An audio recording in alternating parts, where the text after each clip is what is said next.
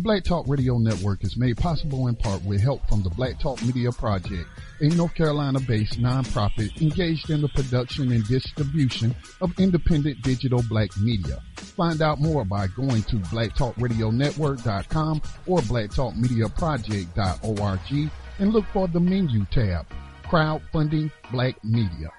Black Talk Media Project, helping to provide you with new black media for the new millennium.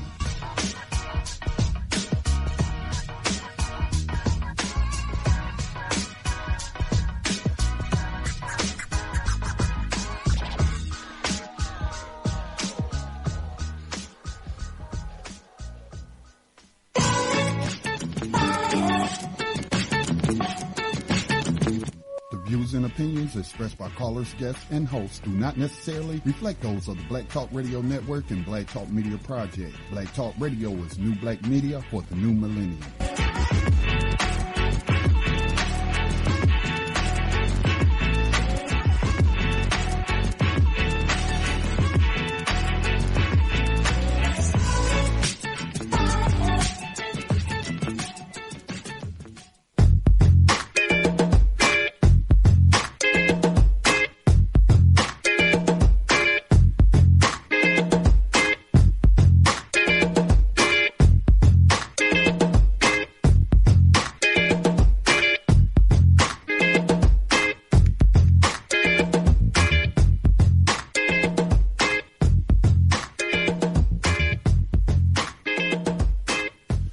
Afternoon. You are tuned in to Black Talk Radio News. My name, of course, is Scotty Reed. Today's date is May 10th, 2016. It is a Tuesday afternoon here in the state of North Carolina. I hope that my voice finds you safe and sound behind these enemy lines of USA Inc.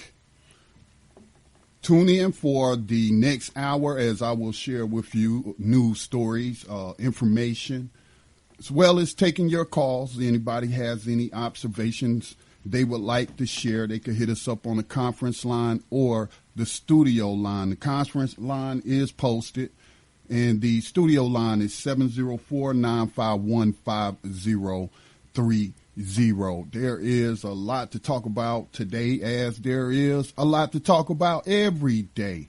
But today, most of our main topics will focus on slave catching, associated brutality, and just senseless killings that go along with that profession. I want to take a look at Wilmington, Delaware, where there was an assassination. Well, I wouldn't call it assassination. The proper term would be execution of a black man who was wheelchair bound. I think they call those paraplegics or something like that. No use of his legs from the waist down whatsoever. And he was shot in quite like a, what do they call those, firing squad type line set up in front of him by Wilmington police. And I mean, it was just merciless, no empathy whatsoever. I mean, you know, when I think about scientific studies and the studies that have shown that people classified as white in this system of injustice have a very low empathy level for non-white people, primarily black people. I mean, we actually have science to prove that, and that was on demonstration right there. I mean, no hesitation whatsoever. The family, I believe, is in the process of filing a lawsuit, but I want to look at this also deeper. The language that the family is using, in my opinion, I might be wrong about it, but in my opinion, they should be more codified in their communications. So I want to share some of the things that they allegedly said that's being reported by the media that's kind of uncodified and can hinder the family's quest for justice. I don't know if, you know, you can truly ever get justice when someone loses their life. So I guess seeking compensation for damages inflicted emotionally. I believe the man was also on Social Security. I think he was living in assisted living. I remember reporting on this story when it first broke last year. Was that last year? Let me just make sure. I believe it was last year, or perhaps it could have been two. Yeah, it was last year, September the 23rd, 2015. So that's not really even that long ago. All right. And so the new news to report, or the update to give you on this, is that the Wilmington Police Department, which investigated itself, has concluded their investigation, and we'll take a look to see what they found or what actions did they take. But anybody who's seen that cell phone video, it's like, I mean, you hate to share these videos because, you know, some people are sick and they get off on seeing these snuff films, especially where you have, you know, white people gunning down black people in the streets. You know, some people, man, they live vicariously through police officers, just like, you know, you hear parents living vicariously through their children in sports or whatever activity they put their children in at a very young age. And so, you know, some of these people, I believe they get off on seeing these type of videos and what have you, and they are, you know, dreaming, you know, fantasizing about, you know, these type of killings and what have you. There's some sick people in this country, or in this world, really, on this planet. But these officers, obviously, they have a brain defect or something. They just, you know, don't have any empathy. It's not or something. It is. They have a defective way of thinking. You know, I'm not a brain scientist or anything like that, but I know different areas of the brain deal with certain functions and, you know, like reasoning, like your emotions, and, you know, even your, what do they call that? You know, reflexes, where you just do stuff reflectively. These men, in my opinion, you know, there's something wrong with them. There's something wrong with them. I bet you if they took the empathy test, they would test real low for empathy. And should people like that be police officers?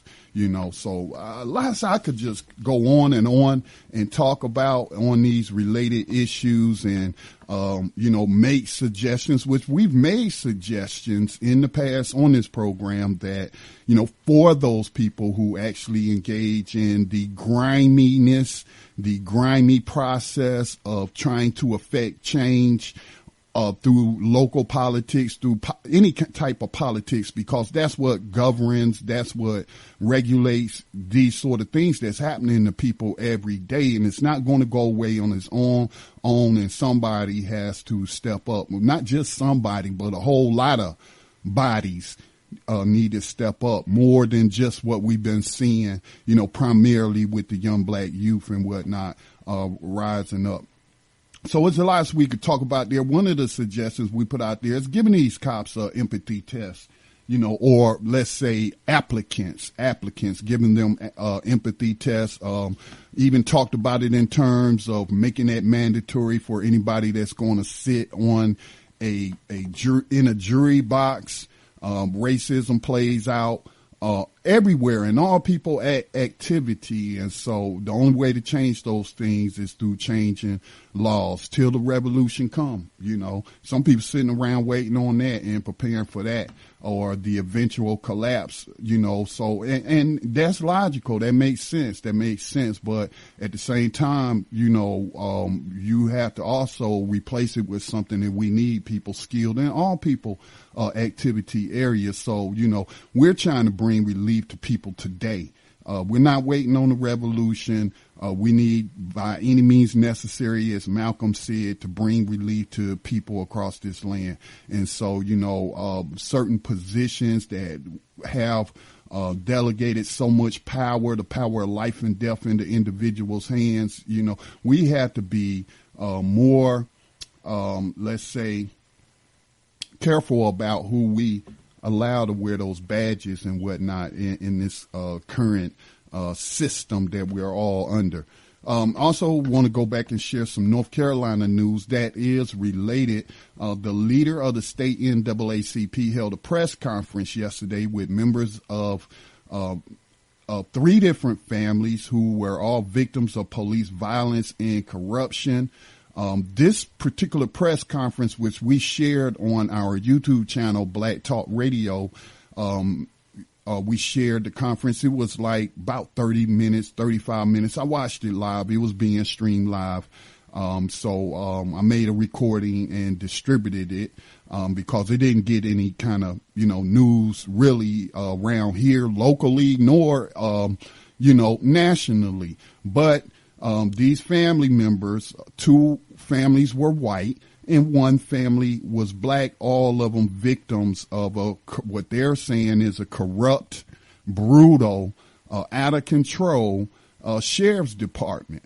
That is practicing racism and classism against the poor people of this county here in North Carolina. It's called Harnett County. And so definitely want to listen to Reverend Barber, who is the state leader for the North Carolina State NAACP. And as I listened to him speak yesterday, he was very, very codified. They were engaging in what I've heard counter-racist author Neely Fuller call showcasing, right? And, as I thought when I first heard about that term, what is racial showcasing? Well, he gives his example of using, like the game show. Well, what's that game show? The Price is Right, and they have the showcase, items or people trying to win. And so it's like putting you out front. It's like making a celebrity out of you, or, putting all the focus on you in terms of whatever. It happens all the time, whether it's in politics, entertainment. I mean, just, people they will showcase and what have you. And so I had asked the question years ago, well, what about if we started of using tactics that we know white supremacists use, but then reverse these tactics and showcase white people. And I have actually done that, showcase white victims of police violence on social media pages. Even got some criticism for doing that. People say, oh, we don't care about, Europeans getting killed by police or anything like that. Well, to each your own, but I see a common enemy there. I see an issue that it's going to take everybody to resolve. And, if we could resolve it ourselves as black people, we'd have been done it. Got a black president and still black people getting gunned down like animals in the street, like rabid dogs and things of that nature. So, I was checking out this press conference, studying, Reverend Barber's language, which I thought was very codified, and how he disarmed any criticism that he may have received in the past, and that somebody might level at him. I just thought the things that he was saying was very interesting. And so we're actually going to listen to that today. So I might end up going over an hour. That's why I only really posted 2 news stories. But I am reminded now that I do have an update to the story that we reported on yesterday, and a correction. Michael Jordan and the HB2 bill, as it was reported yesterday. My source was the Google News feed, which those sources are usually vetted. If it comes across the Google News feed, then it's a trusted source. Somebody went through a lot of trouble to post a fake article that not only somehow got past the gatekeepers at Google and made it on the Google News feed, but they also, they elaborately constructed this site to make it really look like one of the mainstream sites, even so cited the article as being from the Associated Press and what have you. Well, it turns out that article was false. That was a false article. Somebody went through an elaborate hoax to say that Michael Jordan threatened to move the Charlotte Hornets if the HB2 bill was not overturned. And I talked about it yesterday, but guess what? When I make a mistake, I'm not one to try to hide it from anyone. And, if you're going to be in the journalism business and you want people to find you credible, then you also have to come back and issue corrections when you have made a mistake. So I got like whole lots of people got on that article, because I was saying, like, if you heard the program yesterday, I was saying it's totally out of character for Michael Jordan. I've watched Michael Jordan since he started playing at UNC, University of North Carolina basketball, won the championship, been following him. Of course, he's been showcased in the media, especially in sports entertainment. Known as one of the all-time greatest So I know this dude. I follow his career and whatnot. Being a fan of basketball, not so much a fan of him in his personal life. And I've never heard this man. In fact, he was asked, like I said yesterday, to endorse the former mayor of Charlotte, a black man by the name of Harvey Gantt, over a known racist white supremacist who had been sitting in the Senate, I believe, since the 1960s, out of North Carolina, but in the U.S. Senate. And Michael Jordan was like, well, Republicans buy shoes and I don't want to offend anyone. So, no, he stayed true to his character. That was a false story. He did not speak out on a social political issue that's going on in North Carolina or anywhere on the planet. But I thought it was important that I would give that correction. Okay. Now, I do have some information before I jump into the main topic or the main story. The investigation into the police execution of Jeremy McDole concluding, and, again, police investigating themselves. I do have some station news, or I should say network news, to share. The reports went out this morning for our digital radio station, Black Talk Radio, providing you with new black media for the new millennium. Just this station, not all the other stations that are on the Black Talk Radio Network platform, but the reports went out. We saw a jump in total listenership from the prior month of March. This is April's. We saw a jump of over 77,000 unique listeners who tuned into the station last night for a total 177.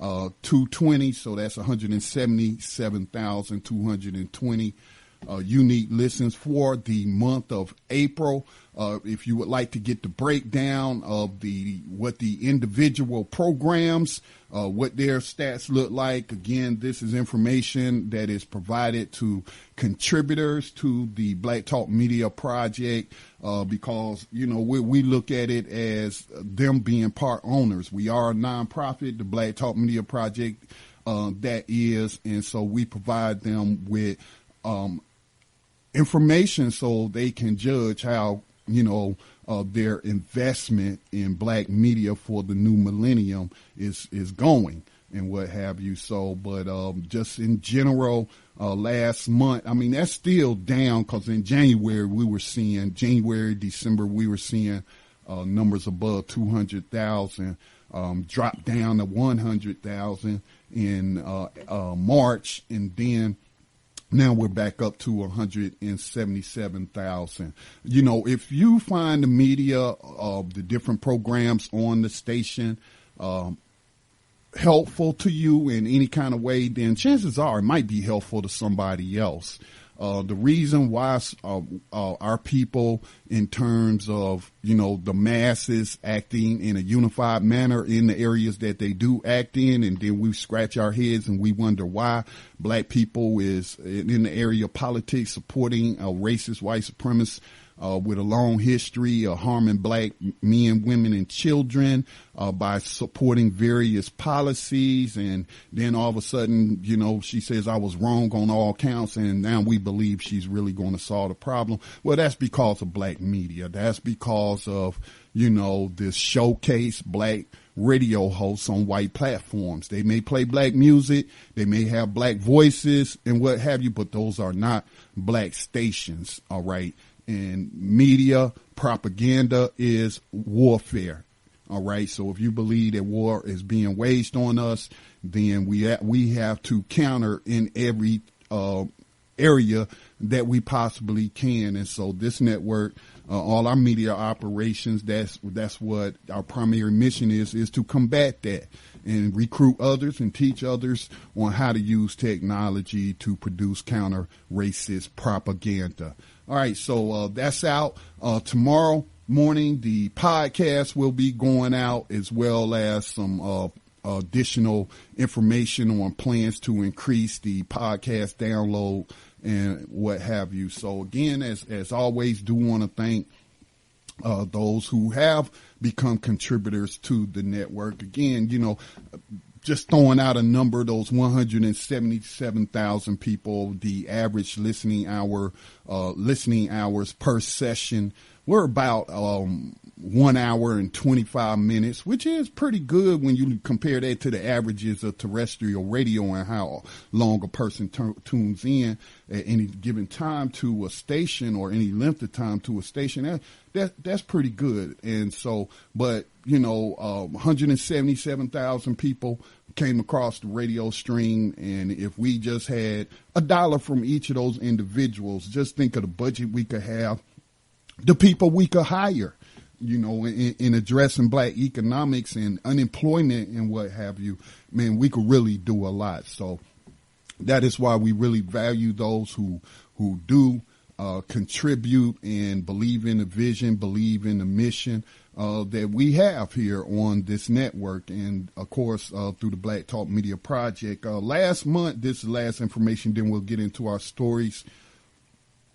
Last month, the fundraising totals, again, for the Black Media Crowdfunding campaign in the month of April, let me just pull that up. We had 27 contributors who contributed up to, $450.42. So we want to thank those 27 people. Some gave more than once, as they wanted the appreciation T-shirts that say Black radio stations matter. So they were already contributors, and then they wanted to get those shirts, so they made another contribution. So but that is 27 donors is the accurate figure there. So we definitely thank you, though that's the few providing for the many people who tune in to this station and visit the website and what have you. That's the few helping us do the very best that we can with the little bit that we do receive. So thank you. Last thing I wanted to share is that you will now be able to also get the podcast of all the programming on Black Talk Radio, this digital radio station, on our YouTube channel as well. By the way, that I've clean up our broadcast, not really using copyrighted music. So, no need to worry about people making copyright claims on your video and, going through that whole process, and you have to claim fair use and what have you. So we're using royalty-free music, and that really just, makes it easier for me to put out as much media as possible. So if you are following us if you are a YouTube user, you can now get all the podcasts on our YouTube channel, Black Talk Radio Network. All right. So I believe that is pretty much it that I have to share in terms of network news. What I'm going to do at this moment is go ahead and take a station identification break. Also share some beats with you from Sincere No Quarry, God Life Beats, and then we'll jump right into our main topic of the day. Remember, if you have any questions, any comments that you would like to share, give us a call at 704-951-5030. That is the studio line. The conference line number is 704.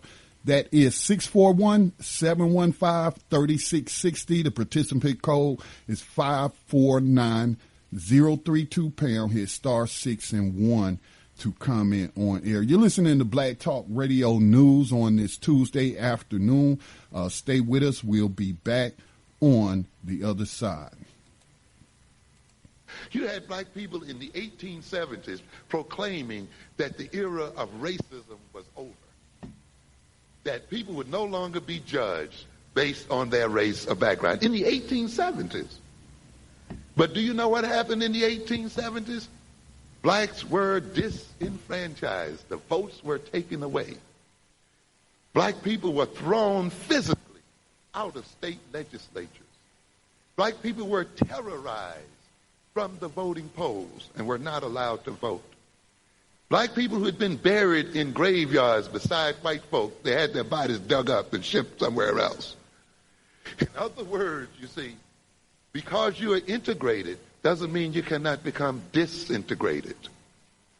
And it took then 100 years, up to the 1960s and 70s, for black people to re-achieve again the things they had 100 years before. So there is no guarantee that because you have some kind of opportunities today, or because you're making some kind of progress today, that progress is guaranteed to you.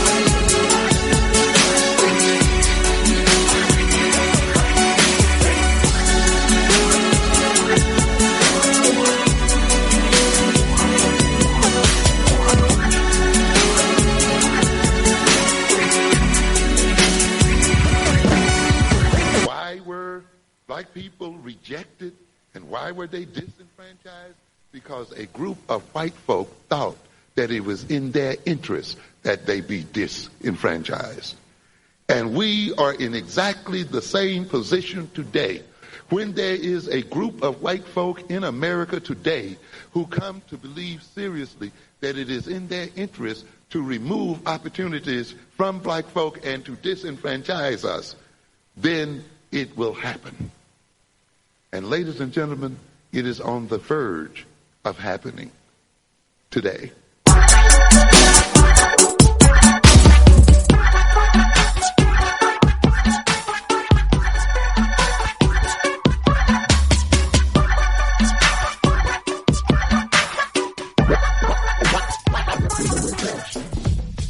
The Black Talk Radio Network is made possible in part with help from the Black Talk Media Project, a North Carolina-based nonprofit engaged in the production and distribution of independent digital black media. Find out more by going to blacktalkradionetwork.com or blacktalkmediaproject.org and look for the menu tab, Crowdfunding Black Media. Black Talk Media Project, helping to provide you with new black media for the new millennium.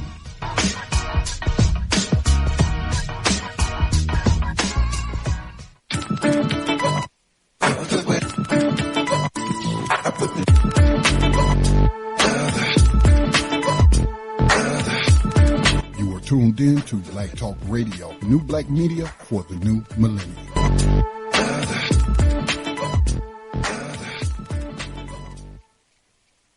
And welcome back to Black Talk Radio News. Scotty Reed in on this broadcast. I'm going to go ahead and share the audio to this cell phone video. Now, I know there's another video if you want to compare it to something. the first thing that came to my mind in terms of understanding that racism certainly is in the fabric of this society. I mean, it was a nation founded on slavery, and then created, the white supremacist code, which introduced racism onto this continent. Well, actually into the world, from some of my studies. Well, I think,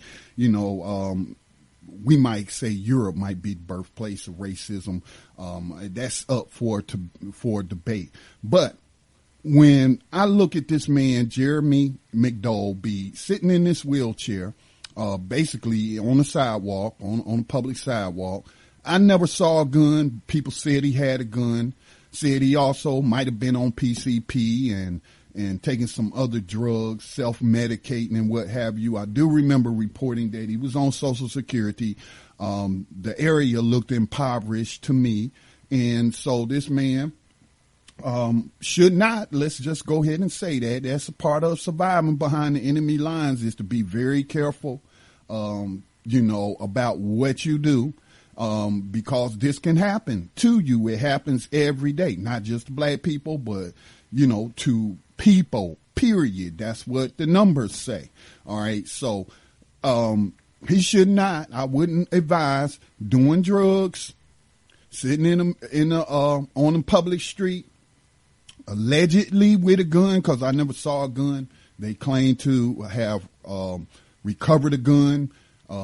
Some unnamed witnesses claim he shot the gun in the air. I remember the early reports and I remember reporting was that a 911 caller said he shot himself.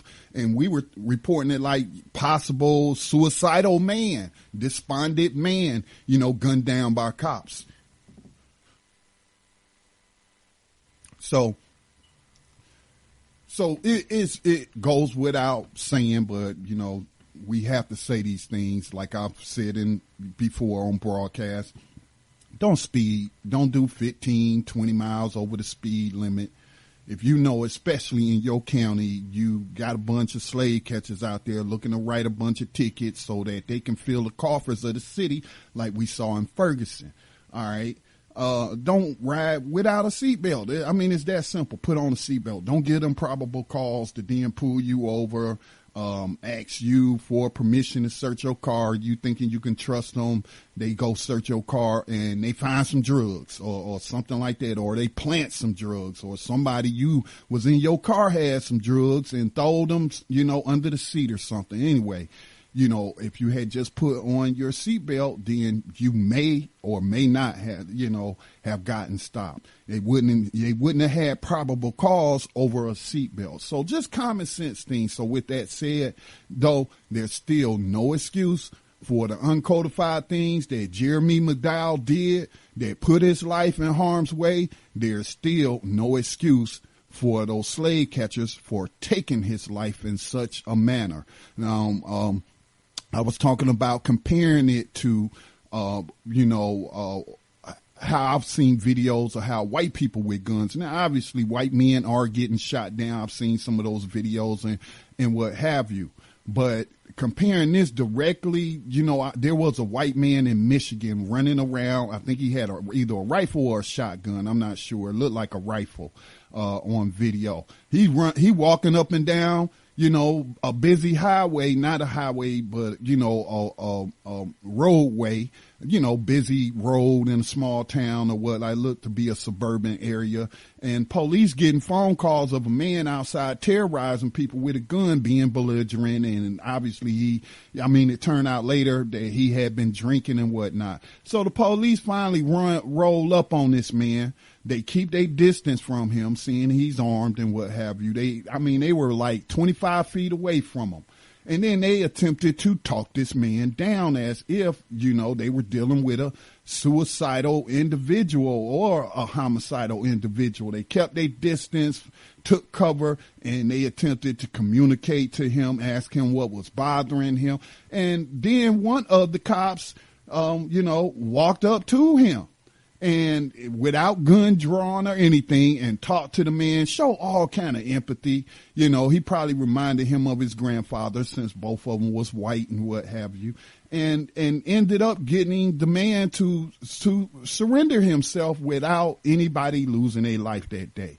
Now, when I play the audio of this video, and you just listen and keep in mind what I just described to you, if you saw that video of the man in Michigan, you know, engaged in the situation I just described. So here's the audio to Wilmington, Delaware police killing wheelchair-bound Jeremy McDole. Again, this happened in September of 2015. September 23rd, 2015 is the exact date. They executed him, in my opinion.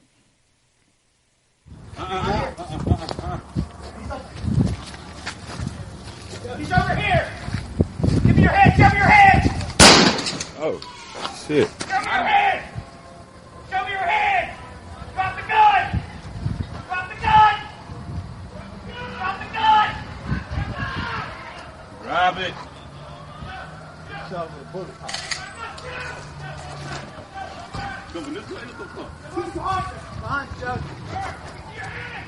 Hands up! Hands up! Put your hands up! Hands up! Hands up! Hands up! Put your hands up! Put your hands up, cuz. They shot his ass. He's reaching to get. Oh, he's bleeding. He's bleeding. Grab his hand. What the fuck? They shot him with a pellet gun. You know, thumbs on the knockout.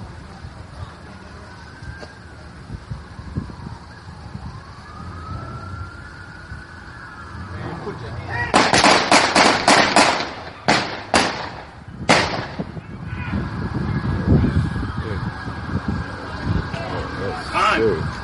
That was sick. All right, so you just heard the audio of the execution of Jeremy McDole. I did link to the video so you could see it for yourself. I never see this man make any kind of furtive movements, as was hinted as the guy who was recording the cell phone video. He was saying that Jeremy had been shot. Well, right when the video starts, there's one officer on the scene. There's a car in between that officer and Jeremy McDowell, who's on the sidewalk. The car's parked, you know, on the street. All right. So Jeremy McDowell is in his wheelchair. Police had gotten calls about a man in a wheelchair with a gun. One report said he had shot himself. Another report had said, you know, he shot into the air. But when on this video, you never see a gun in his hand.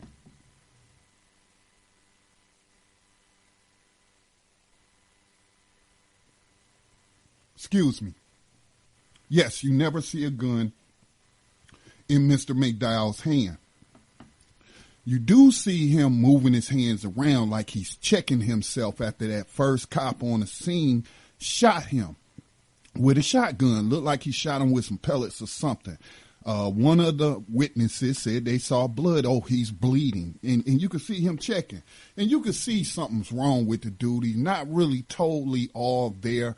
We getting reports that he might have been on some PCP and some other sort of drug and what have you. But again, never seen him make any kind of furtive movements, didn't have a gun, but they claim that he reached for his waistband. I interpret that to be checking himself for gunshot wounds when they just, as you heard, just opened up on him. And you know, his lifeless body slumps and falls on the ground like a rag doll because his legs don't work. I mean, just no empathy whatsoever, no attempt whatsoever to talk this man down. It was not like the scene I saw in Michigan with the white male inebriated with a gun, making furtive movements with the gun and what have you, pointing at people, speaking very angrily. Mr. McDole, I should say, never uttered a word. But yet, those cops had enough empathy for that dude to see something was going on, possibly dealing with a mentally ill person, possibly drunk or whatnot. But we value his life. All life is precious. We're pro-lifers, and we don't want to gun him down out here in the street like a rabid dog. We are going to try to talk to him. You know, human being to human being. We're going to try to talk to him and see if we can bring this situation to a close non-violently. That is not what happened with Mr. McDole. Yes, I know it's 2 different states and all this and that, but don't they all receive basically the same training?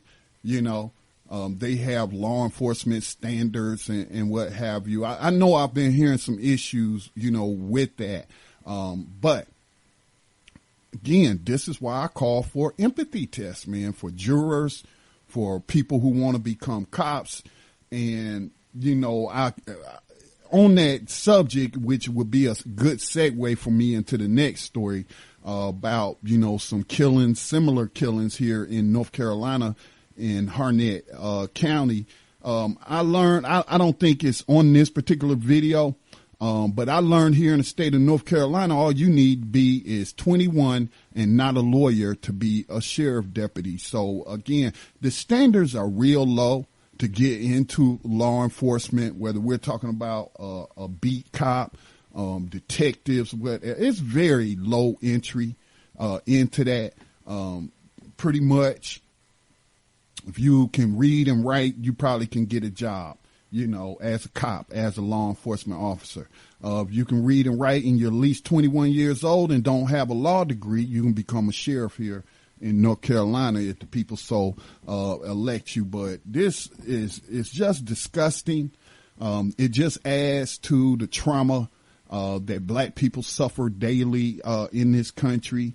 You know, even though it didn't happen to me personally, it's like a part of me was murdered right along with him. It is because I had the understanding that it could be me one day, or one of my relatives that are in places where they have a more increased likelihood than I would in having interactions with cops. Since I live in a rural area, I can go days. I mean, it's been a month, you know, without me seeing one single cop car, you know, and that includes me going to the grocery store, the little local grocery store, get whatever I need, local errands, post office, never see a cop car, you know what I'm saying? But my peeps in Detroit, my peeps, you know, in high density areas where people congregate in these urban areas and, you know, a lot of us, man, you know, the increase goes up, you know, the likelihood of you finding yourself in a similar situation, goes up. So, you know, that's why I bring it to people's attention, because some people, you know, they act like these things aren't happening, or they act like it can't happen to them. Sure, you can build a concrete bunker, stock it with food and weapons and all that, and wait for the revolution to begin. But unless you living in the deep, deep woods, you don't get no mail, no nothing. You have no reason to interact with society. You know, you don't need to earn a living in no kind of way that's outside of your house or anything like that. Then it could happen to you too. You know, nobody is safe. Nobody is safe. We are all behind enemy lines. So, the police the Wilmington police, that is, have concluded, their investigation. Let me make sure I bookmark this,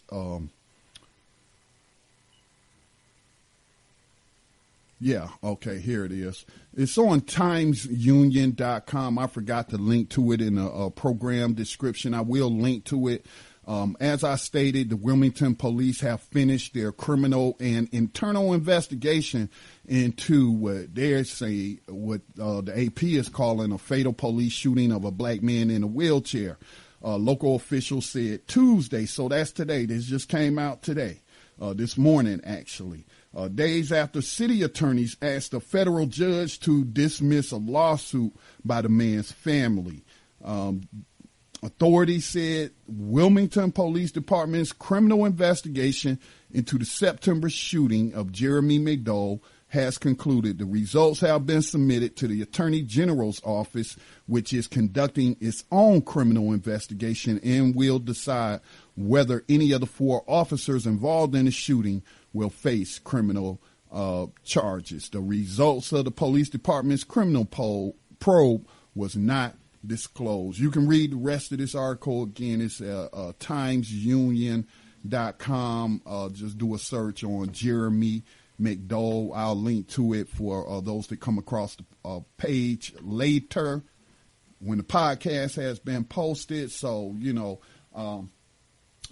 they've concluded their investigation. It didn't quite take them 1 year to do it, but they've concluded it. We don't know what the results, but let me just take a wild guess and say we've concluded.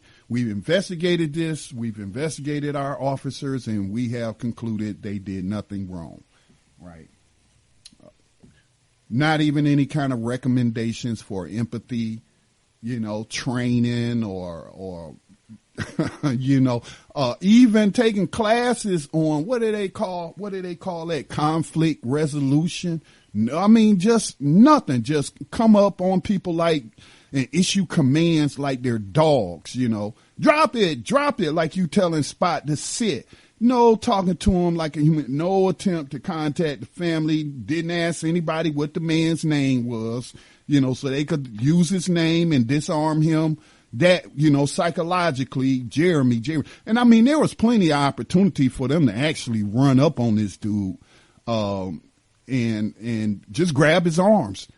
He can't kick you. He ain't gonna struggle too much, cause they actually walked right in front of him less than 10 feet away. About, I guess that's firing squad distance and whatnot. All 3 of them. The first one already shot him 1 time. As soon as he found him, he said, "I found him. He's over here." Blam! That quick. I think the car caught most of the pellets. I don't know if he was using a slug or a pellet, but Mr. McDowell, pellets, shotgun shell, some of them have pellets in it. So, or if Mr. McDole got hit by flying debris from the car or something, but he was bleeding because the witness said, he had been shot. Then then the other 2 arrive on the scene, and about, maybe 7-8 seconds later, they formed a firing squad line. Again, just saying, put your hands up, put your hands up, put your hands up, what have you. In no time again did I ever see a gun in his hand. That's not to say one wasn't sitting in his lap or hidden in his jacket or something like that. But I saw plenty of opportunity to run up on this clearly discombobulated individual and easily disarm him. Perhaps just using your words and empathy, you could have resolved that. But I mean, some of these people, man, they are, I think, I've heard people refer to them as serial killers. Serial killers, man, just dreaming and waiting for the opportunity to, participate in something just barbaric like this. Again, this does happen to more than just black people. I've seen it on video and what happened, but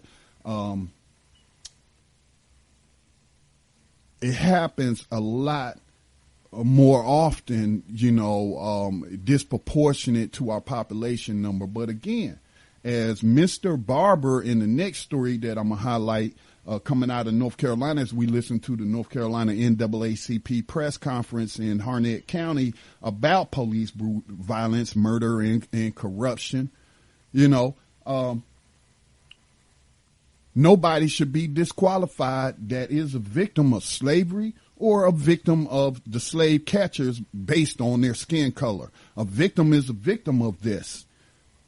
So, and it's going to take all hands on deck. We need plenty of bodies to do something to overthrow, this system of slavery. Again, I felt like if I don't know, if black people could do it, it had already been done if we could do it on our own. We really don't have the resources and what have you. And there are many reasons that I don't care to go into now, but, I just want it to end by any means necessary. I don't care who stops it. Just want it to end. All right, so before I move into this next story, listen to this press conference. Before I move on to that, here's some of what the family was saying, though, what that I felt was kind of uncodified. They were just using the R word. The R word is the racism word. Let me see if I can find it. The lawsuit by McDole's family claims, among other things, that he was the victim of intentional racial discrimination and that the officers would not have shot a white person in such a situation. The city court's filing rejected any claim of racial discrimination. Attorney for the city said in their court filings that McDole was given repeated commands to drop his gun and raise his hands. But see, Mr. Dole never had a gun to drop in his hands. Then, you know, as their autopsy is claiming he had marijuana and PCP, somebody then gave him a joint laced with something, probably thought it was funny. I don't know. Maybe he used PCP, but he wasn't in his right mind. And I believe they were told that, but they didn't even try to ascertain the situation before resorting to violence. Now, the reason I say that they're being uncodified is, how do you prove intentional racism in this particular case? I don't think that you can. What you could argue is that he was shot down like a rabid dog and say his constitutional rights were violated. Now, I don't know what the gun laws are in Wilmington, Delaware. I don't know what the regulations are and what have you. But it's everybody's constitutional right to own a firearm, especially if you're an adult. So him being armed or allegedly being armed does not give police and slave catchers a right to just gun you down because they suspect you got a gun. I never saw a gun. I watched the video. I know people said he shot in the air or shot himself. So yes, it's logical for the officers to assume he does have a gun. But again, they never actually saw a gun. If they saw everything that I saw. Now, to prove intentional racial discrimination, you would have to come up with a case from this police department where they interacted with a white person in a similar situation and they talked them down, or they called out, you know, whoever the person they call out, you know, how they, maybe that's just in the movies or something. They don't really call anybody out to talk anybody down from the ledge or anything. So that's what you would have to prove.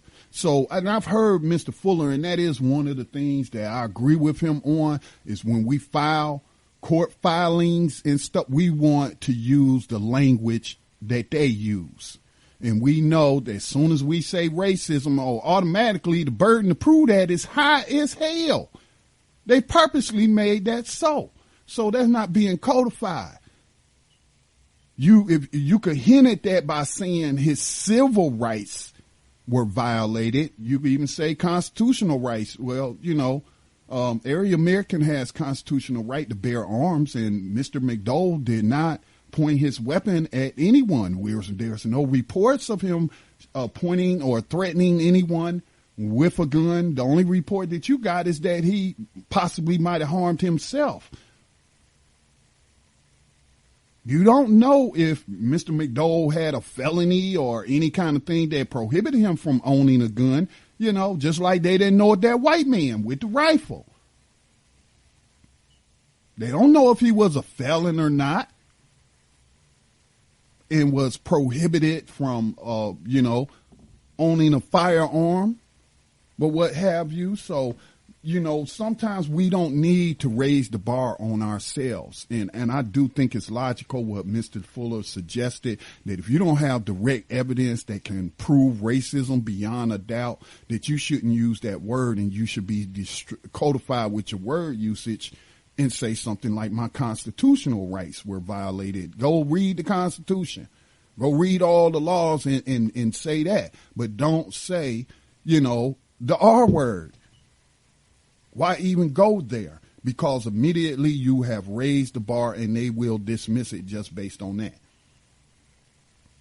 It's not all about all the time being correct and calling things what they are when we're seeking to attain something through the system. No, you be codified and you use the language that they use. And so that's the only reason why I wanted to point out that I thought what was being relayed by the media on behalf of the family was, and it's probably attorneys and what have you, who probably put that in there first. I don't know. But I think it just raises the bar too high to prove intentional racial discrimination. How about something like, intentional disregard for Mr. McDole's life, liberty, and his right to own a firearm?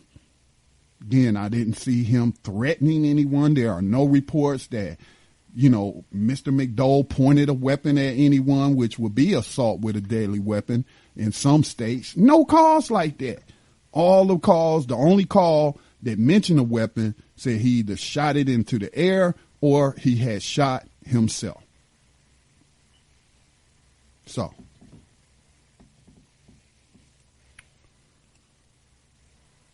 now, when I come back on the other side of this break, just contrast this with the language that Mr.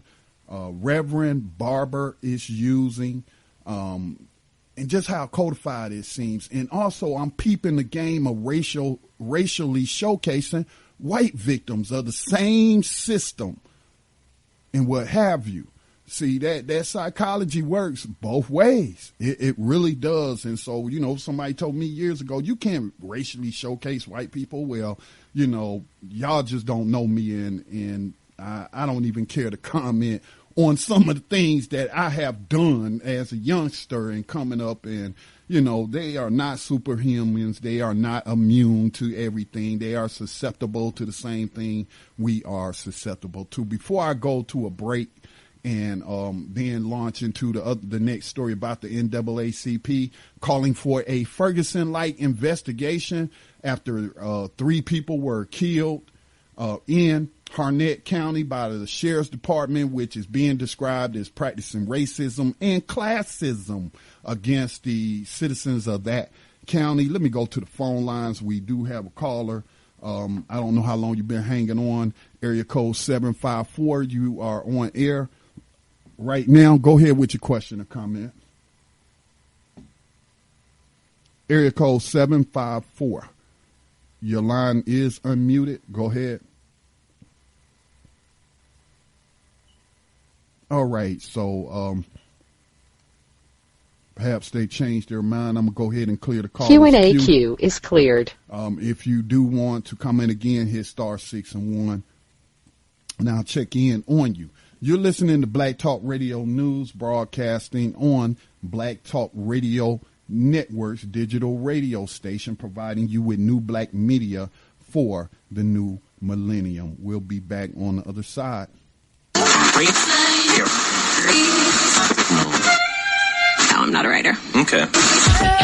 Give up on my way home, yeah. Wouldn't it be crazy? Black Talk Radio since 2008, providing new black media for the masses. Wouldn't it be crazy?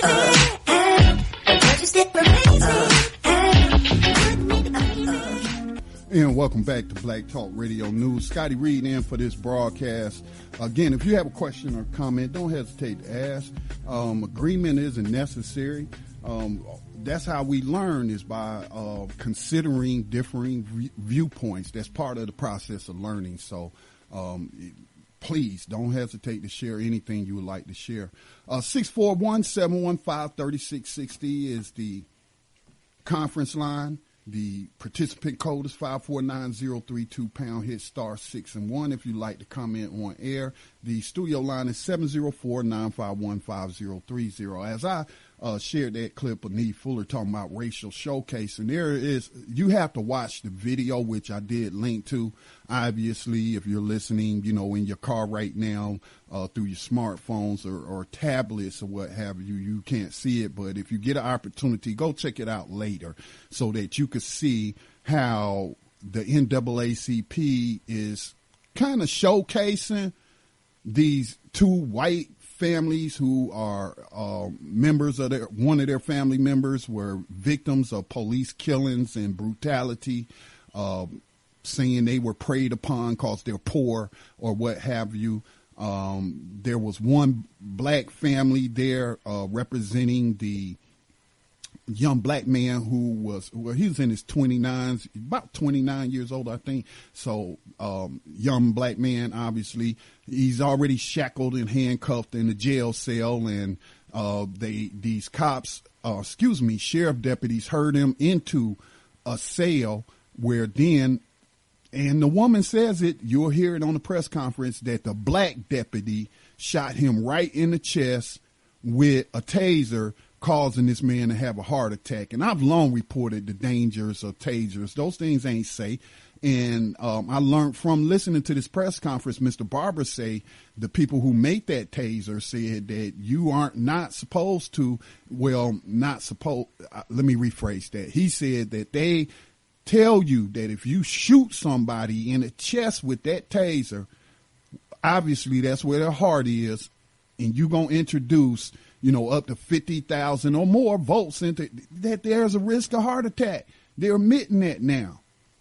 So, this black deputy didn't have no problem executing or electrocuting this black male who was already shackled and handcuffed, wasn't a threat to anyone. He might have said something they didn't like or what. I don't know what caused it. But I watch that, man, and then also pay attention to the words that Mr. Barber is using. And also, I think I reported on this about last week. Reverend Barber is also a recent victim of racism by an airline company that put him off a plane because he offered to pray for this racist suspected white man who was berating him on an airline flight. Mr. Barber is a rather large man. He also has a spinal issue that he's had diagnosed since he was a teenager. He walks with a cane and what have you. So on this airline flight, he purchased 2 seats, and then the person sitting behind him, possibly don't like large people, just berating Mr. Barber, being insulting, verbally attacking the man and what have you. And Mr. Barber kind of got upset or, finally had enough and stood up and offered to pray for the man. No, he didn't cuss him out or punch him in the mouth and what have you and ask him what his problem was. No, he offered to pray for the man. And so what happened then is they put Mr. Barber off the plane. Yeah, that's how they handle that. Not the belligerent, insulting, combative, terroristic passenger who was attacking Mr. Barber, sitting directly behind Mr. Barber. Nobody, told that man to stop. And when he gets up to offer to pray for the man, you put him on. So that just happened to Reverend Barber. And he has been under attack for a long time by racist Republicans here in this state. Not to say, we don't have any racist Democrats or anything like that, but these Republicans, man, the things they do, they straight up racist. I've been living here pretty much most of my adult life, except for 6 years when I was in the military. So they've been attacking him in the media here lately. So this is Reverend Barber yesterday. Again, he is the state chapter leader for North Carolina for the NAACP. He's in Harnett County. The first person you will hear speak is the chapter president of Harnett County. I forget the lady's name. But this is a press conference that they had yesterday that lasted well over 30 minutes, but I'm only going to share about 24 minutes of that with you. So if you have any questions, comments, anything you want to share on what you hear, or if you've seen the video, please say those for when we come back. All right, this is the press conference that went down yesterday in Harnett County, North Carolina, concerning the corrupt police or sheriff's department, which has been accused of racism and classism. The NAACP has filed an official complaint on behalf of the citizens of that county and the state, as well as the family members of the victims, and asked for the Justice Department to come in and do a Ferguson-like investigation. Good morning. First, we would like to thank the media for coming today, and we're just about getting ready to start. The Harnett County NAACP, state NAACP, joined forces with the local attorney, Jesse Jones.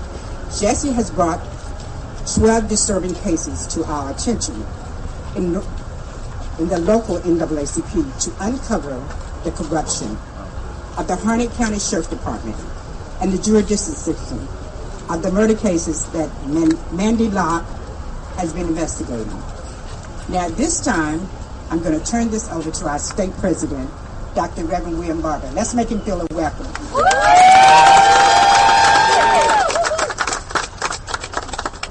And what do we want?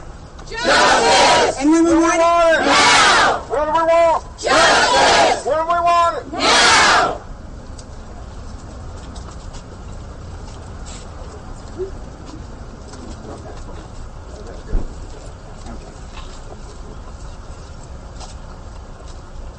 First of all, before I do anything, I want to thank family.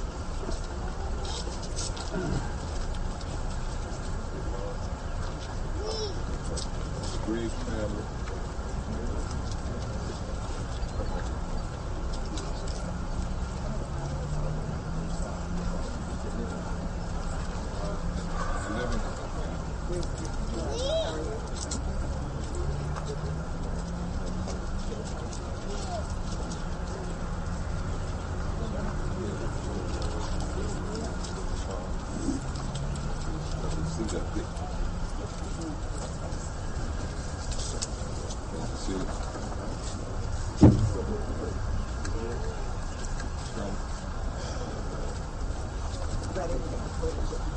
I'm deliberately, members of the media, just taking a little time. I've been dealing with and thinking through these matters with Ms. Carolyn McDougall, who's not only a local president, but state vice president. And I'm here with Jimmy Buxton, who is the district director for this area, also the president of the Fayetteville branch of the NAACP, and also Al McShirley, who is our statewide, one of our statewide attorneys, and some years ago was awarded the top NAACP civil rights lawyer in the country. And we're here most of all today with the Griggs, the Fay, and Livingston family, and I want the media right off the bat to understand the NAACP is not a black organization or a white organization. We are a civil rights organization. Yes, sir. A civil rights organization. And for more than 100 years, we have addressed the issue of judicial and police malpractice. And so we stand with the Livingston family, we stand with the Griggs family, and we stand with the Bethea family, and we stand with others that may have been impacted by what's going on here. Today, we are announcing that we have already forwarded to Attorney General Loretta Lynch. Attention, Ms. Vanita Gupta, head of the Civil Rights Division. This, the North Carolina NAACP and the Harnett County NAACP branch versus the Harnett County Sheriff's Department.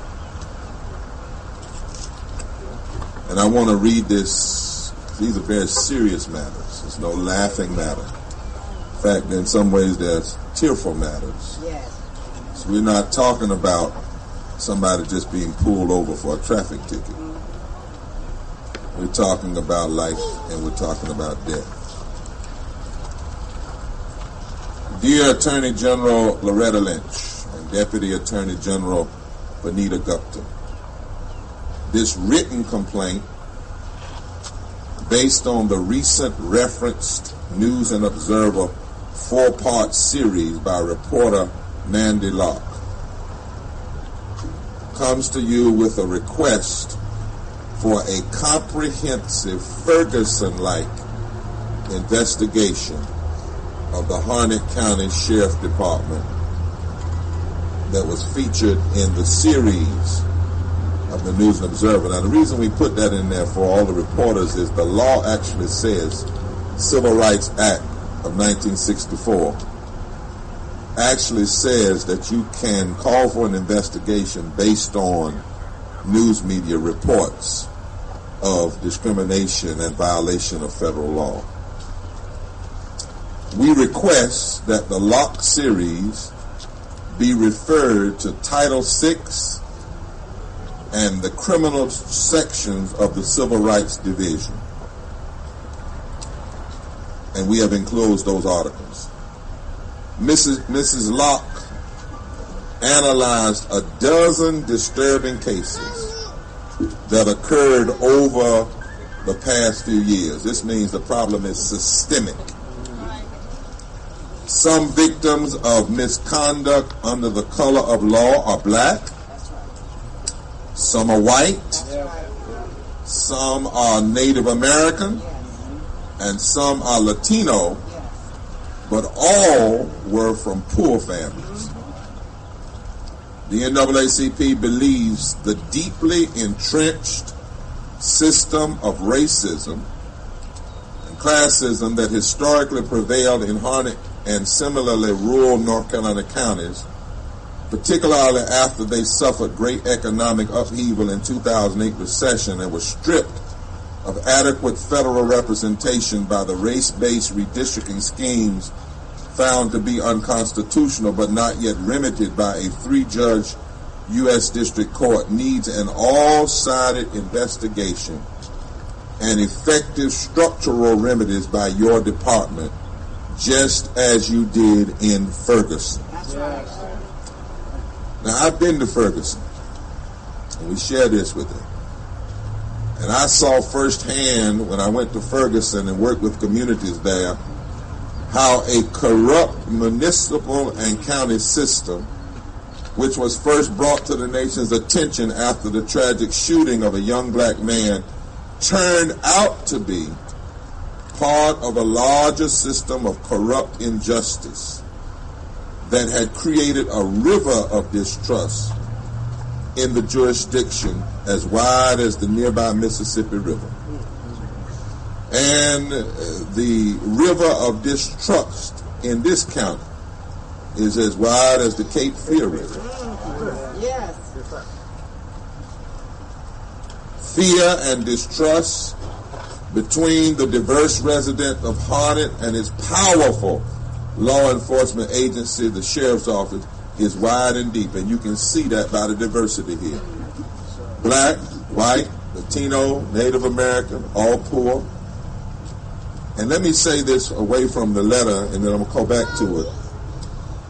A gun and a badge, investigatory powers, the ability to serve warrants and take family members out of their homes, and the ability to be protected by the DA is too much power for a racist, a bigot, and somebody that looks down on people because they're poor.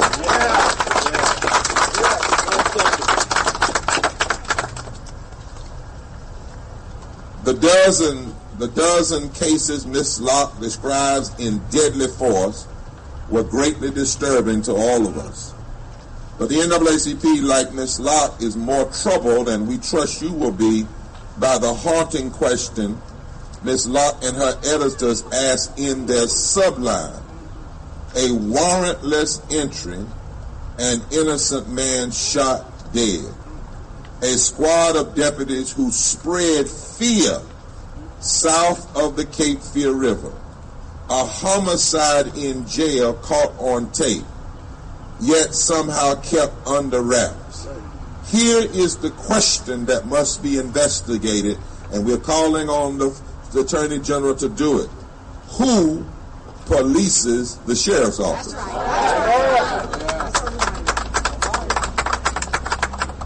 We herewith ask this same haunting question and call on your experts to come in and do a Ferguson-like investigation.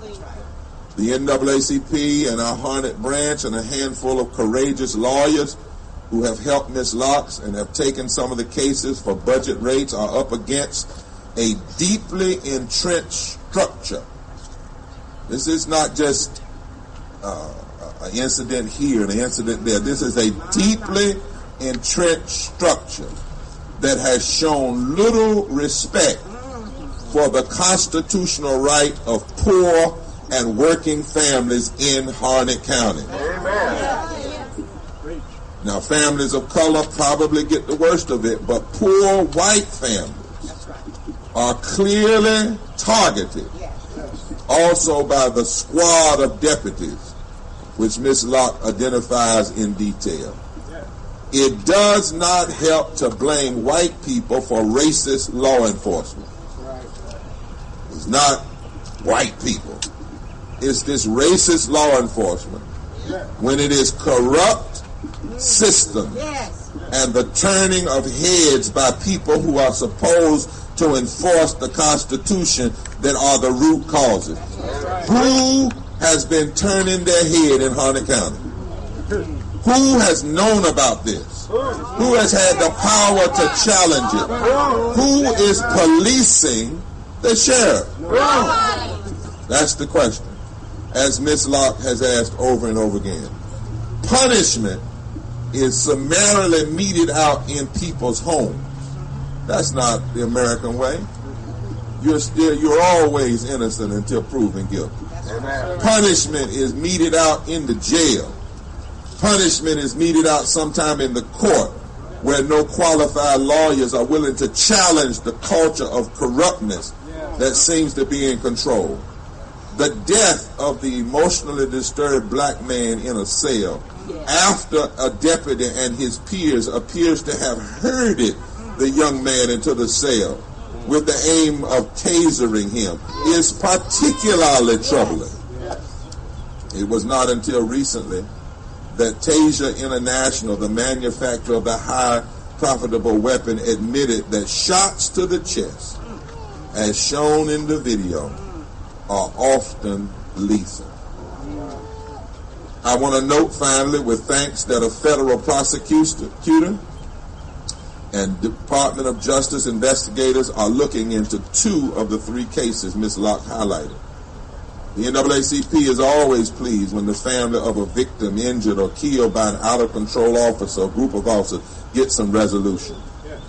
But the NAACP has had one driving purpose since we were founded 107 years ago: to eliminate racial discrimination and to dismantle racism and discrimination of any form.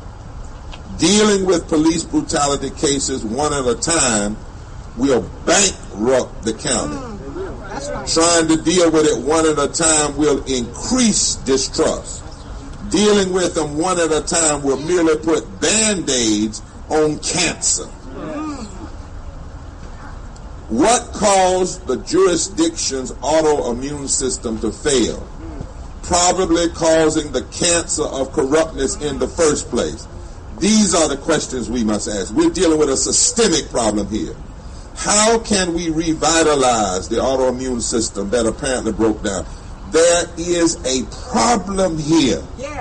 And we need the Justice Department to come in and not investigate one case at a time, but the entire system. We need a comprehensive diagnosis. For example, does North Carolina's 3 qualifications for the most powerful position in most rural counties, and mind for that media, the sheriff in these rural counties particularly, and the DAs are the most powerful people in a county. They're the only people that can issue one piece of paper and send a sheriff and send out their deputies or him or herself and come to your door and take your family members out without a struggle. The question is the way in which we say sheriffs are qualified, for instance, have anything to do with the structural problems of an office? You know, to be a sheriff with all this power that can affect the family like the Bethea family and the Livingston family and the Griggs family, all you have to do is be 21 years old and live in the county for a year before the election and not be a lawyer. That's all. They're 21 years old, live in the county for a year before the election, and not be a lawyer. That's North Carolina General Statute 162-2. That's all. That's all. And with that, you have all this power. Gun power. Warrant serving power. Arresting power. Taser power. Investigating power. Covering up power. Say that again. We need federal help in Harnett County. And so please let us know how we can help with your investigation. And we want you to know that we CC'd Attorney Jesse Jones, who's been on the front lines as an attorney. And we celebrate him. We wrap our arms around him. We will protect him. And we need a calling because he can't do it alone. And one case at a time. It's urgent. Wait a minute. Is not enough. There's just an extra speaker, because I think I'm the speaker. I don't know. All right, so you have to have, I don't mean no harm, but we have to hold this. We're going to do this in order. Now, because this is one purpose here this morning. We are calling in for a full, I want to say this again, Ferguson-like investigation. Now, you know, in Ferguson, they ended up covering up the real issue of Michael Brown death because it never went to trial. So we don't really know what happened. It went to, but the Department of Justice came in, and when they came in and issued their report, they clearly stated that Ferguson had a systemic problem of racism, classism, and discrimination. And that's what we have here in this county. Now, let me take any questions that we may have at this time. Al, would you come?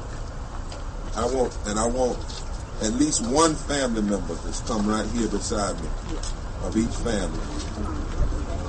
I need one mother, aunt, live right here, because I want the picture to be clear. And say who you're representing. My name is Dolly Griggs, and I represent Christian Griggs. Christian Griggs. All right. Tell him how old he was. He was 23 years old. He was murdered by his father-in-law, shot 6 times, 4 times in the back, while he was lying face down.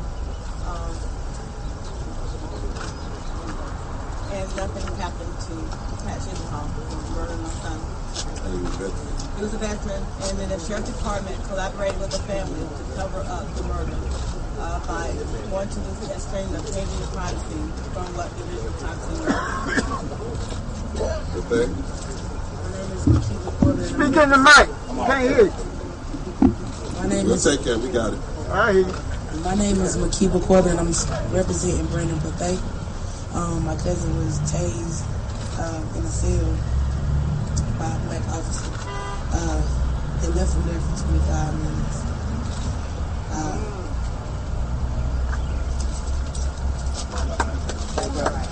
That's all right.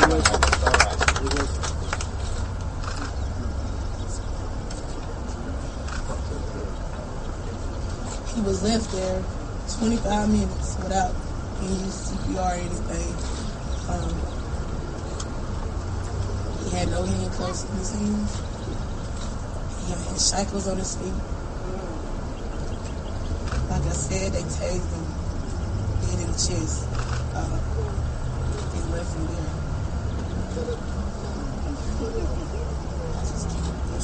That's enough. And because I want people to understand, in the NAACP, it doesn't matter if you're black or you're white. We stand against police brutality. We stand against systemic injustice. It doesn't matter. If we believe a family comes to us and it's been an issue and they've asked for us to get involved, we don't just come get involved. Whenever you see us here, the family has made a request. Yes, that's right. It's not, we don't chase ambulances. That's right. We don't do that. And so I want that to be clear, and then I want this who's Representative Livingston, come here right here. Hello, I'm Carmen Saylor. I'm representing John Livingston.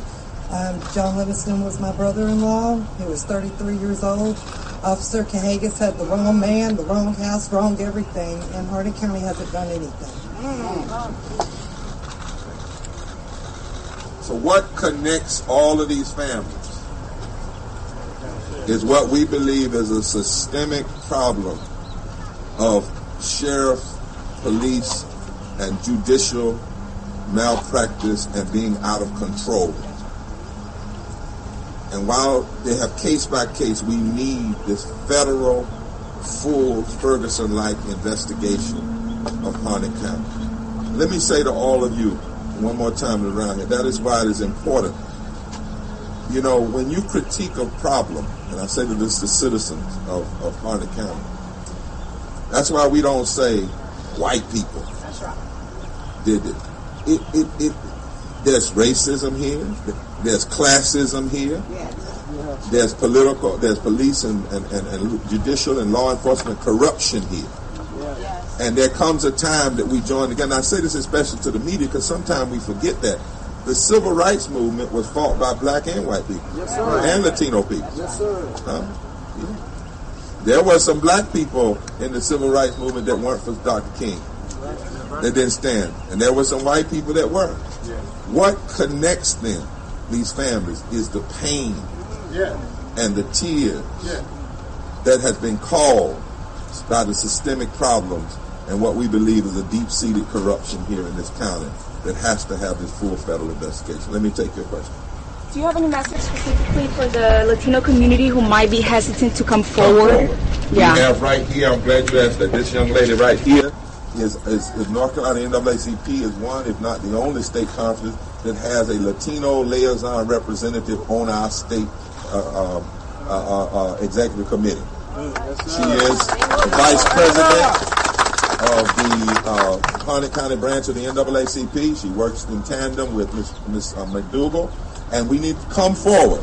That's one of the reasons why we want a full federal investigation, because when the feds come in, they will hold hearings, they will go into every community, they will give people the courage to come forward and to share the things that they have experienced. Because when you remember, whenever you have corruptness in your sheriff's department or police departments or DA's office, it creates a level of fear.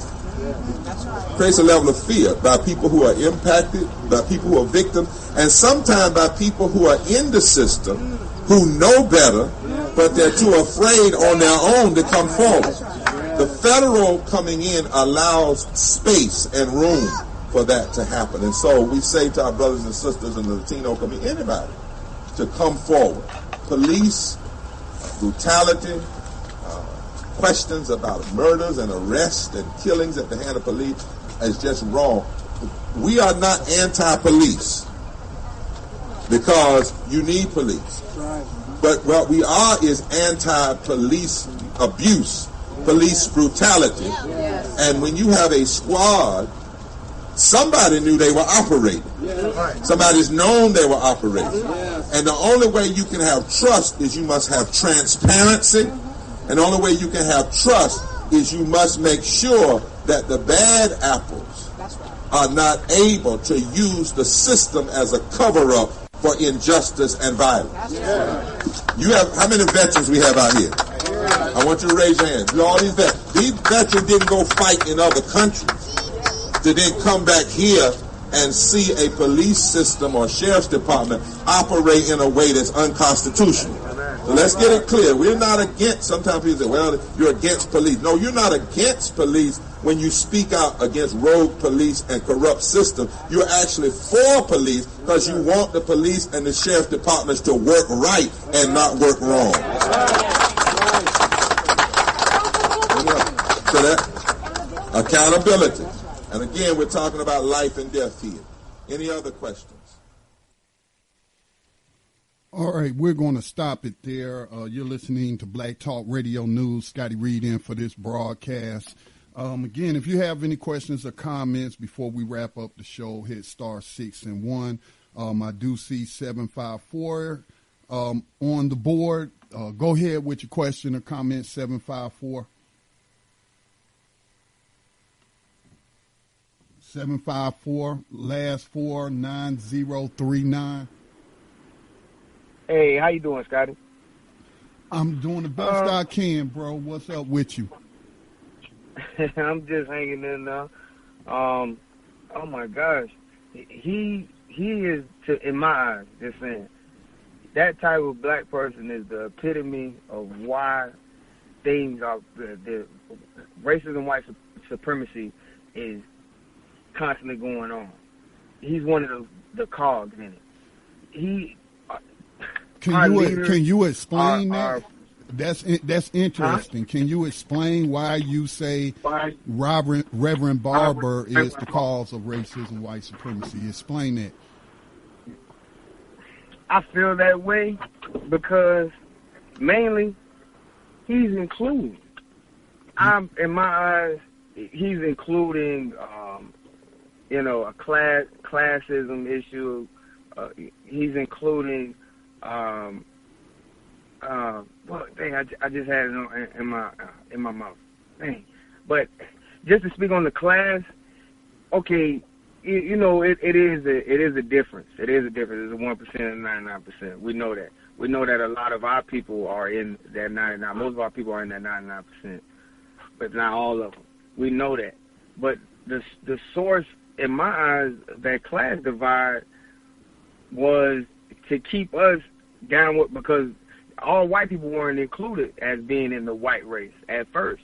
But from what I understand, they were included into the white race for nothing else, to suppress us, to keep us down, to boost their numbers, and with everything else that go along with it. So class, yeah, it is a problem, and it is a divide. But if you don't start at the root of it, which in my eyes is racism. Racism is the reason these people don't care for, even if it was a black man killing another black man. In my eyes, he's been corrupt by a corrupt racist system. And so he sees his class divide has elevated him into feeling he has a grasp into the white privilege. He has a grasp into the supremacy because he's in a part of the system. He's been included into that fraternal order of police. You know what I'm saying? So it's like that, to me, that has nothing to do with concentrating on the issue of white people not liking or hating non-white people is the basis of it. And I understand we have to be codified in our comments. We have to be codified we have to be codified in everything, understanding everything. But to talk around the issues, like yesterday, you had the clip where you played with the non-white woman and the white woman. They were talking back and forth about why the white woman, why is she a Hillary supporter, and why the other one was a Bernie supporter, and why she wouldn't support Hillary Clinton. And though her comments were very codified, she stayed on the topics of these things come from racism. These things are systematic. And he went, to me, he just included too much with other things. So okay, I felt that. All right. Mm-hmm. Well, let me just give you some feedback. I disagree with you, but that's okay. You know, I ask people to call in and share, even if they have a differing opinion, because that's how we learn. I got a different take on that. He quite often mentioned systemic racism. He mentioned institutional racism, but he also added classism. Now, if you haven't seen the video, he said that they don't go chasing families like ambulance chasers. These families have called them. So apparently white families called the NAACP to address the situation in that county where the man that they described, the police, the deputy going to the wrong house, had the wrong address, had the wrong man, and shot and killed this white man. So that, for whatever reason, that white family contacted the NAACP to help them address this issue of police terrorism in that county. Now, as he correctly stated, NAACP ain't a black organization. We know it was founded by white people. All right. Now, pretty much the leadership now is black people and what have you. But it has always been organizations where people of all different racial classifications have worked together to address these systemic issues. So I didn't feel like he was shifting the focus. I felt like he was including poor whites as being victims of the very same system. You know, it was the white people were up there speaking. One of the victims, what was it, his sister-in-law, spoke up for him. So to me, that's being codified, that's being strategic. That the media purposely hides the amount of white death at the hands of slave catchers so that white people don't fight against that very system. Long as they think their privilege is intact. And you're correct. All white people are not white supremacists. All right. They weren't. And this is where, let me bring this up. I see the root problem is slavery, not racism. Slavery came first. Then came racism when they started passing the white supremacist codes, slave codes. That is the first time that the system started discriminating against people based on their skin color. So slavery came first. Racism came second, so that they could then just target black people for slavery and no longer target the formerly non-whites that now they're calling them whites, you know. So I see slavery and since we're talking about law enforcement, we're talking about the county jail, you know, one of the slave holding pens, and what I felt like his language was right on point and being codified. And one last thing, and I'll let you respond. This also goes back to the use of language. You heard him citing laws. He was citing codes. He was citing the rules, and what he talked about the Constitution. He used the code word American. You know, to me, he was very, very codified and strategic with the use of his language. But you know, but everybody may not get the same perspective, and that's okay. No, it's about learning. That's why I like when you say it's okay for us to disagree, because out of that disagreement, we're going to get a better understanding of what it is we're against, which is white supremacy. You're right. All of them are white supremacists, and hearing you break it down, replaying what he said, because I listened to it. Some of it got kind of low on me, but I listened to it, and it sounded like he was including, but you're right. That is codification. That is in the definition of codification. And I don't know, he kind of, those kind of, he sounded like a reverend with him. You know, he sounded like a pastor that I would hear every say, yeah, he is. But I'm saying that's exactly how, as soon as I heard him speak, I just felt like I was in church, and I felt like maybe I tuned him out, and I didn't give him a full chance. I was antagonizing his words as they were coming, as I was hearing them. So I didn't give him a full chance, you know, to really grasp how he was saying, because I understood what he was saying. He was on point, just the way that he was saying it. Yeah, go check out the video. Check out the video if you have a chance. And I like what he's doing. Like even at the end there, they were saying that, you know, the lady asked the question in the crowd. He didn't ask the question, but the lady, he said, anybody got any questions? She said, well, what about Latinos who may be afraid to come forward, who are being targeted, you know, by these same slave catchers? And what was he going to say? No, we only focus on black people. You know what I'm saying? On black issues, he couldn't do that. That's right. That had to be included. You're right, and that's codification because it does help the cause. It definitely helps the cause because we're all against the same thing.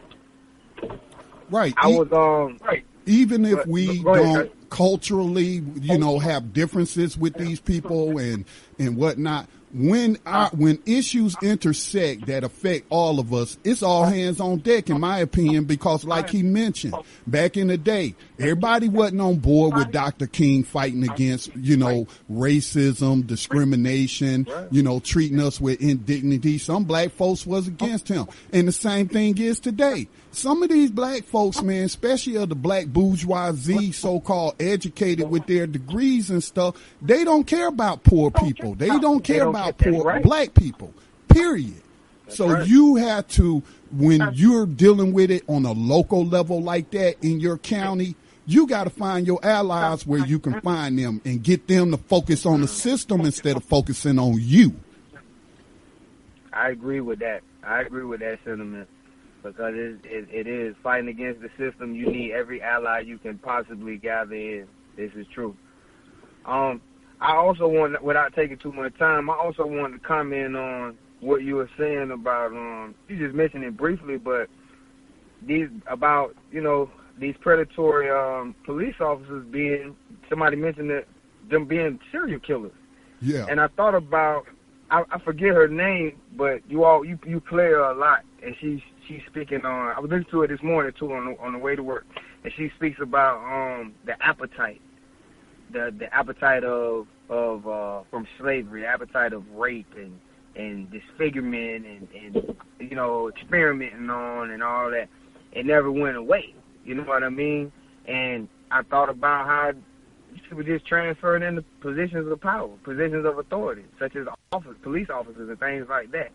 And they still have the predatory ways, in my eyes, that they've even passed them down generation to generation to generation.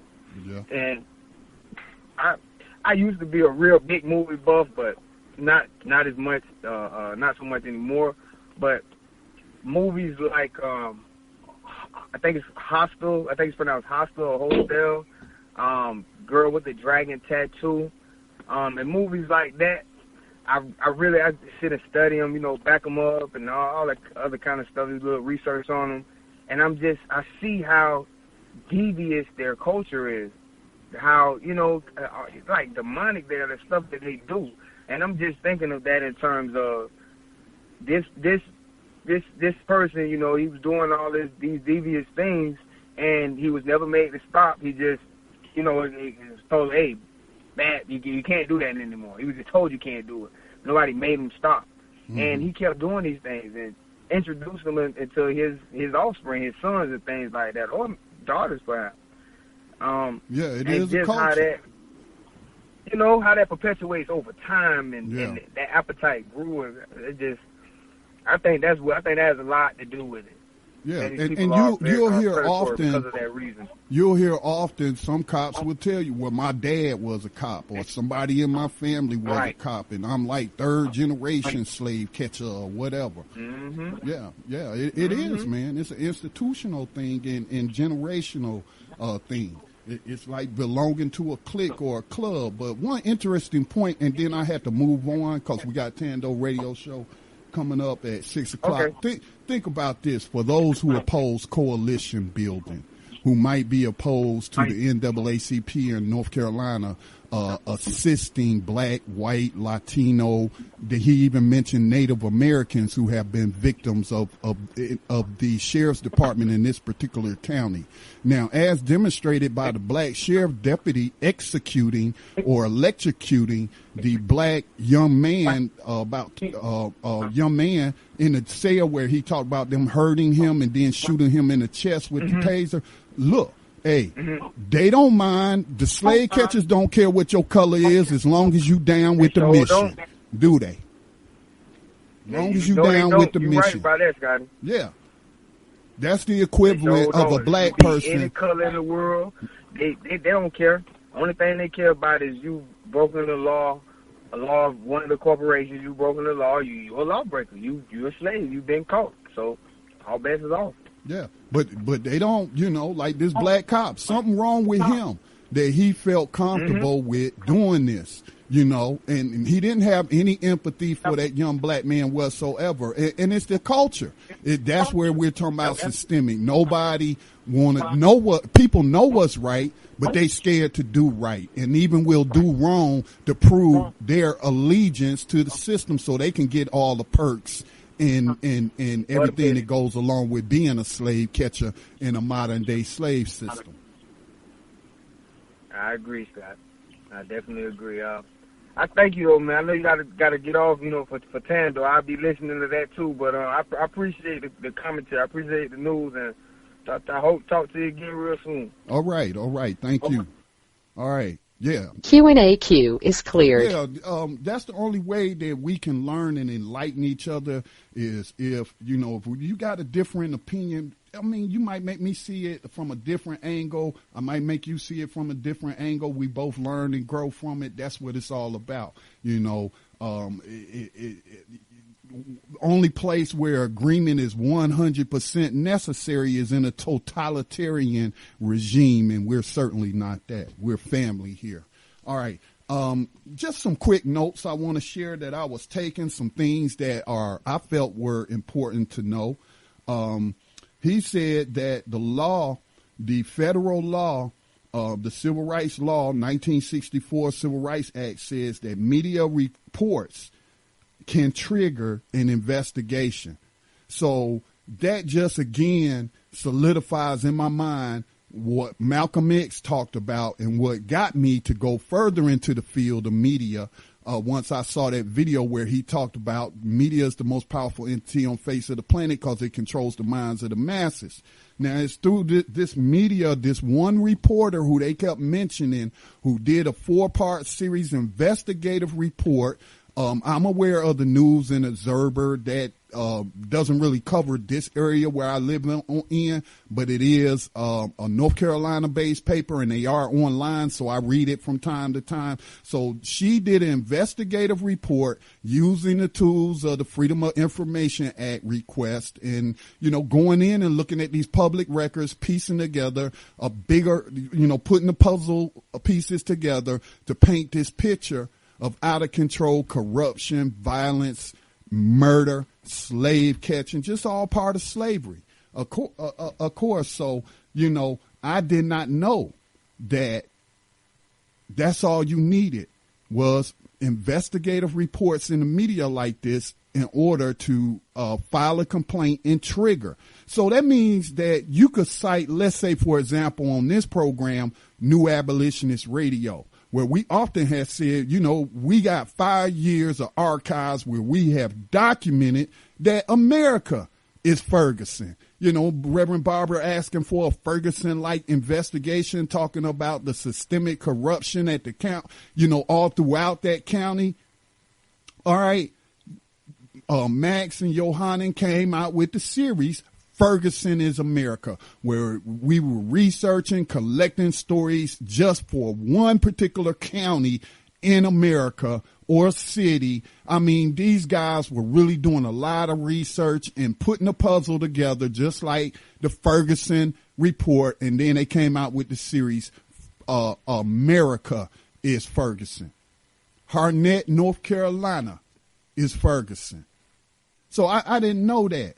And so, again, this is important, why it's important that black people, particularly since we have lost so much media, whether that's black newspaper, black radio. We never really owned any television stations. We might have had some local shows on a television station, but black magazines and all that. Right now, 6 corporations in the United States, and I imagine some of them are multinational corporations, like Fox, But they control 95% of what we watch, what we see on TV, what we read, all the newspapers, all the new so-called news reports and what have you. And so, we need our own localized as well as national and international media. We need to rebuild what we lost, and that is the mission of the Black Talk Media Project. When I created it in 2008 as a North Carolina-based nonprofit after being inspired by Malcolm X talking about the power of the media. So I thought that was important, and I imagine, all we have to do, a blogger could do that. It's still the media, a blogger. So I don't want to go off into a tangent again. We got a Tando radio show coming up because it would take me, about an hour to just lay out my total vision for the things we want to do through the Black Talk Media Project. Let me see, what else did I write? America is Ferguson, when he mentioned the Ferguson-like thing. White privilege. White privilege was brought up. See, I live in one of those rural 85%, 86% white counties here in North Carolina.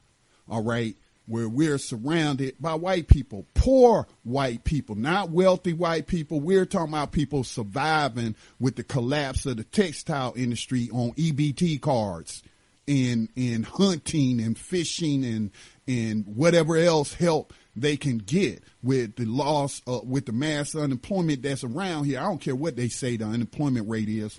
People drop off of those rolls. They exhaust their unemployment benefits and then they're thrown off the rolls. That does not mean they found a job. So I live in one of those counties. Fortunately, I live in a county where I do not hear reports about this police brutality and what have you. And there have been situations where they have taken in people alive who were shooting at each other in the Walmart parking lot, and they took them in alive.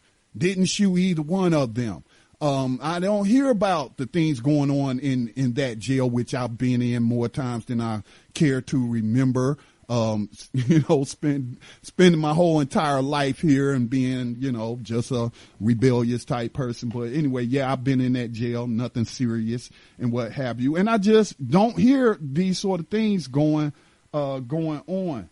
But in terms of, it's hard for me to see these people's white privilege when my family, most of us, not all of us, but a core of us live on the same road within 5 miles of each other. Pretty, decent sized community.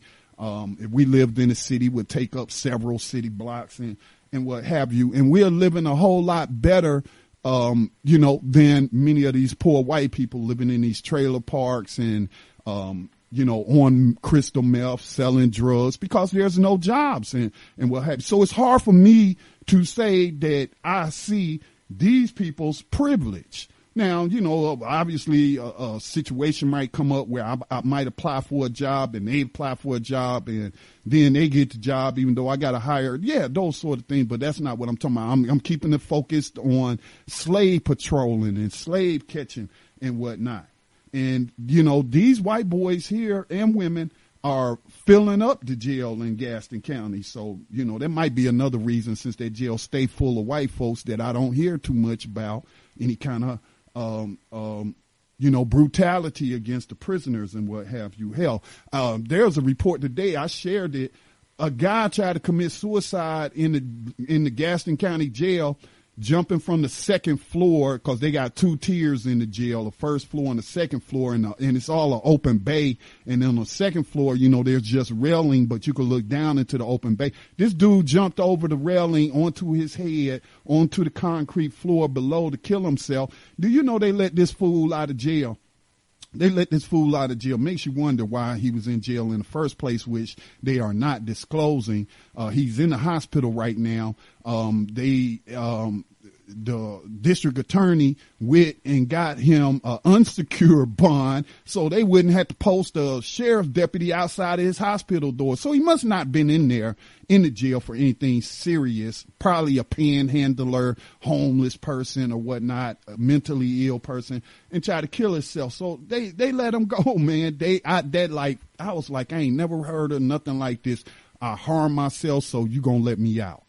You know, regardless of what I done. You don't hear too many stories like that, but I'm just saying, you know, I don't see a lot of these people so-called white privilege in terms of how they living, in terms of how my family is living. Are we living on large on the hog or anything? No.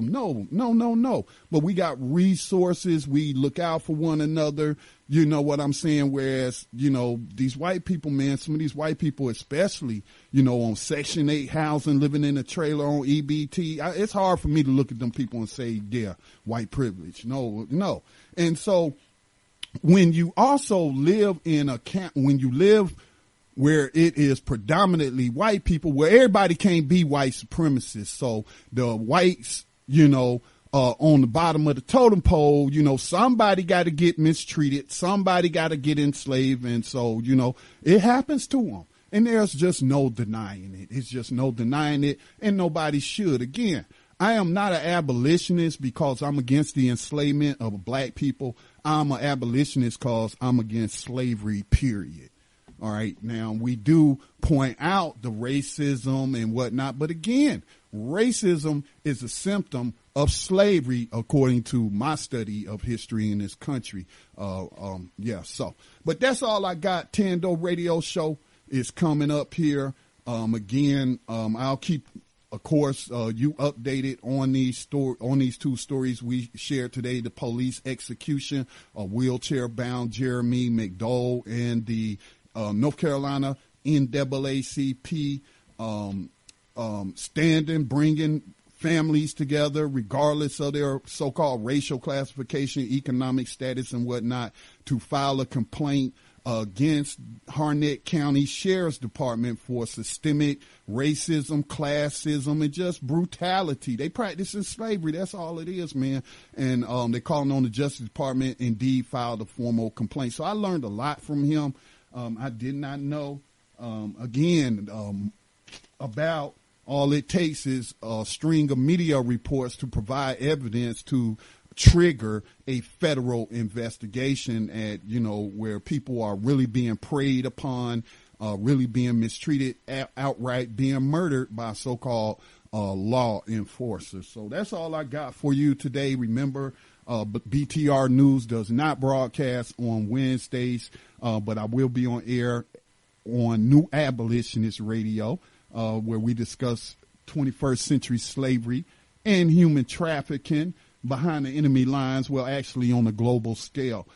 So that's at 8 o'clock p.m. immediately following Tando Radio Show. But we will kick off live streaming with media partner of their program, Tanya Free and Friends Talk Show, 2 p.m. Eastern Time on Black Talk Radio. Then Tando at 6, New Abolitionist Radio at 8, and then I believe it is the Lotus Place Radio, concluding live streaming at 10 o'clock p.m. Eastern Time on Wednesday night. All right, recognize the fact that we live behind the enemy lines of USA Inc., a country that has never abolished slavery, that is actually not even, I wouldn't even technically call it a country, but a corporation that never abolished slavery, still practicing slavery, and they always on the lookout for new slaves so that you can become the capital of another man's profit. With that said, be safe out there, and peace and blessings to all.